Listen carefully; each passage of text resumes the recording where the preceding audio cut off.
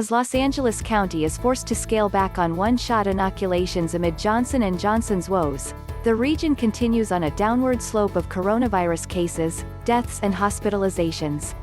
Public health officials reported 57 deaths and 411 cases in the county on Wednesday, April 14, bringing the total lives lost to 23,553, and total cases to 1,226,964. There are 518 people currently hospitalized, with 123 of them in intensive care, according to state data that reports a day ahead of LA County. A year ago the county averaged 574 new cases per day, Ferrer said. Now, that's dropped to 403, she added, a 30% decrease.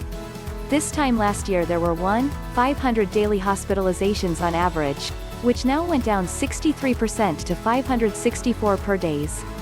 And, the county now sees an average of 7 deaths per day, down from 37 in April last year.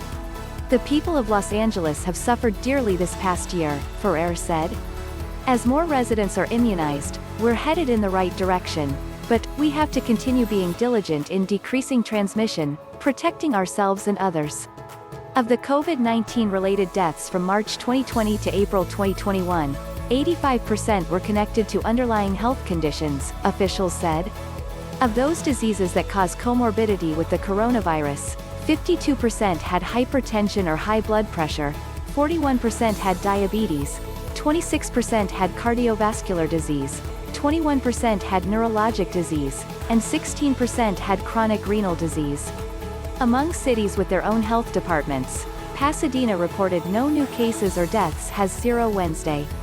Overall, the city has posted 182 cases and 339 deaths since the pandemic began. Long Beach's death toll increased by 1 to 923.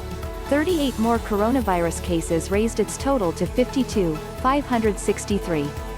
County public health officials announced Tuesday, April 13, that the agency will stop administering the Johnson & Johnson vaccine following reports that 6 women from the ages of 18 to 48 developed unusual blot clots and federal recommendations to pause use of that brand.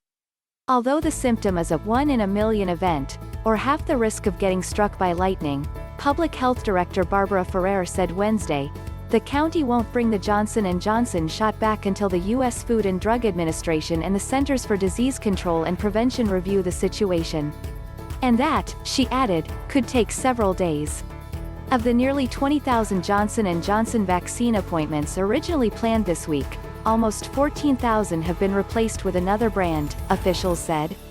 In returning to administering only Moderna and Pfizer vaccines, mobile vaccination units are holding off on inoculating folks at events, Ferrer said, because it's hard to get people back for their second doses. That's why, she added, mobile teams preferred to use Johnson & Johnson. Those mobile teams, however, will continue vaccinating at senior housing facilities and senior centers.